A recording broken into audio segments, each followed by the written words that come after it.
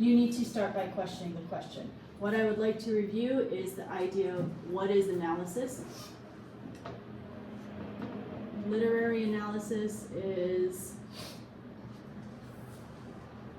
the combination of shallow analysis, which we also know as reading comprehension, which is going to be the who,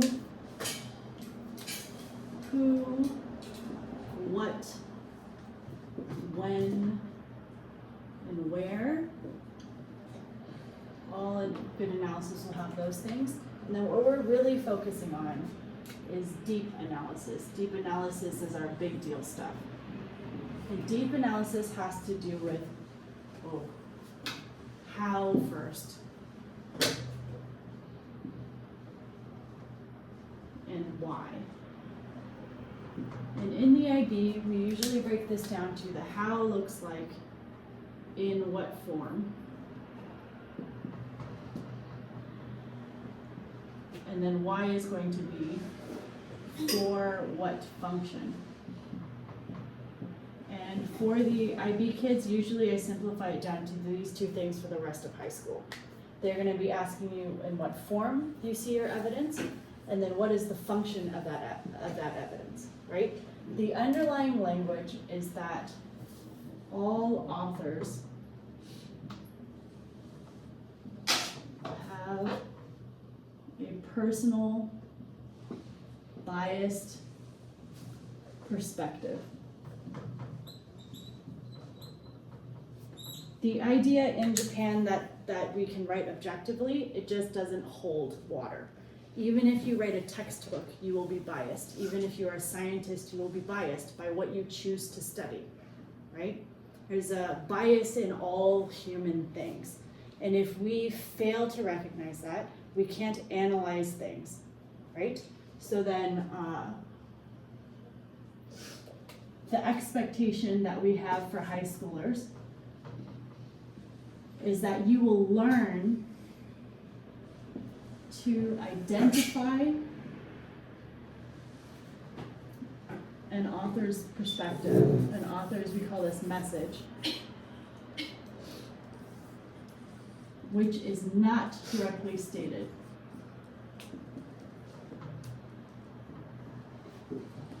So like I said this morning, it will not be obvious, it will not be in one line, it may be in a memorable line, but it's not one completed thought, yes? We need to find what the author's perspective is on this. We have been introduced to a new world that is totally fictional, except the locations are very real, and we are never introduced to this author, Kira, in the text of the book, not directly. But if we read it, we will understand what she is trying to tell us. And it could be many messages, but it is your job to figure out like one at a time, yes? Okay. So then the how is going to be our literary devices. These are the easiest ones to spot. So these are going to be why you need to understand, especially things like metaphor, irony. There are three kinds, remember, so there's three types of irony. And for us this week, the big word was allegory, which is when a simpler story represents a larger idea.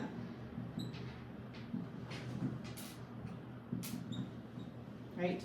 So we talk about truth, like essential human truths, but in the context of a very specific fictional world. It's kind of easier for us to swallow if it's not something that we already have a bias towards. What I'm saying is that if we read a book about politics, you'll go home, your parents will have certain opinions about politics, they'll have opinions about the world, and it will be, you will already, going into that book, or that part of history, or that part of science, will have a bias. What fiction does is it pulls us out of our biases into a world that is not our world. And then it asks us to look at this new world and try to figure out how another person sees the world. The value in that is that you can connect with other people from different places if you are able to do this. You will not stumble in conversation. You won't offend people in conversation because you will know, like, by what they're saying and how they talk about the world, this is kind of what they believe. Yes? When you don't read fiction, sometimes this skill eludes you. It escapes you. You don't know that it's a skill that's worth having. You just go through life thinking, well, I'll say what I mean. And if they don't say what they mean, then they don't want me to hear it. Right? Direct communication. So that's like an American thing. In Japan, you guys already do this kind of inference, but it's to a common identity. So everyone has separate opinions about what it is to be in Japan and behave in Japan, but there is a collective unity on what is appropriate in different contexts. Yes?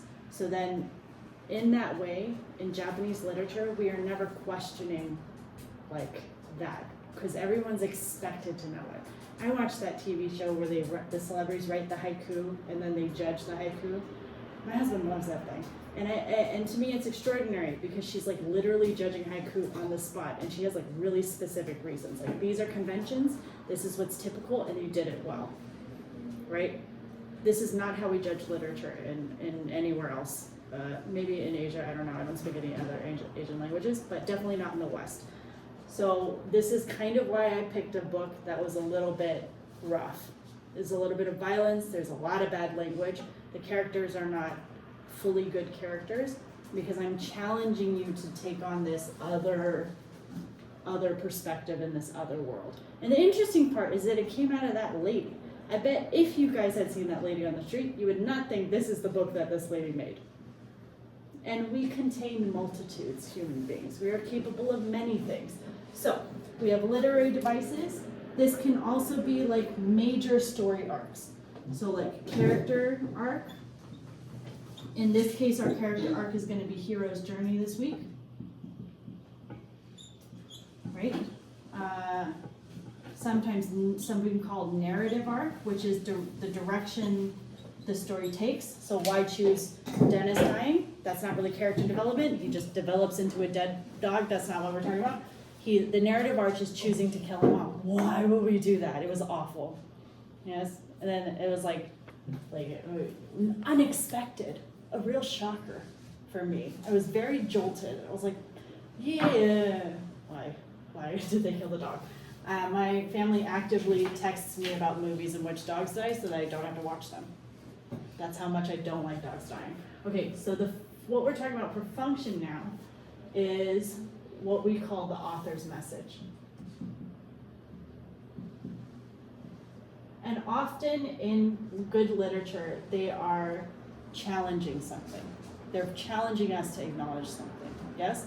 So I noticed that in a lot of the early theses for kids who are coming in here, they say like, to make us all agree that this, like it's a common building, to tell us what we already know. But what we should be looking for in the author's message is something that the author is kind of challenging us with, pushing it in our faces, yes?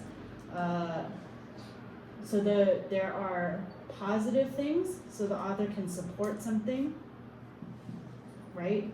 Or celebrate something. Or negative could be criticize, or the really strong one is condemn. If you say something's like bad, you condemn it, like it's bad. And then neutral would be like explore, right? Or consider, like think about. But in all of these things, these are all challenging.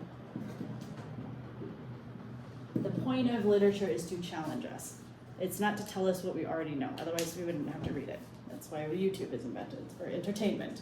Sometimes literature is for entertainment, but it's not the ones that we analyze that much. Only if we're analyzing it for humor's sake, like why is this funny? And that's the job of a comedian, which is not what we're doing this week. So in analysis, we are looking for something, the author is trying to make us think positively about something, make us think negatively about something, or make us think more about something that maybe we haven't thought about before. Yes? And I know Akitaga is already connected to tech. I think that happened in the last book you read. Oh, You're already fixated on technology as the part of the message. I am? Yes. Oh. Which would work for an IO, but it's not going to work here. So sometimes you get attached to an idea that you think this is the idea of the book, and you fail to respond to the prompt because you're so attached to the idea that you've examined. You've said, I've uncovered something, and it's valid and it's true, but it's not related to the prompt. So this is what literary analysis is. You take a picture of it, and then I'm gonna flip the thing. Does anybody need to take a photo? I'm gonna flip it. Because we're doing question, all right. Questioning's a question.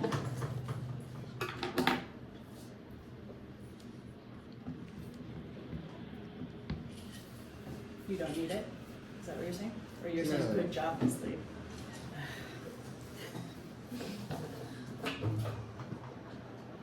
Hold on.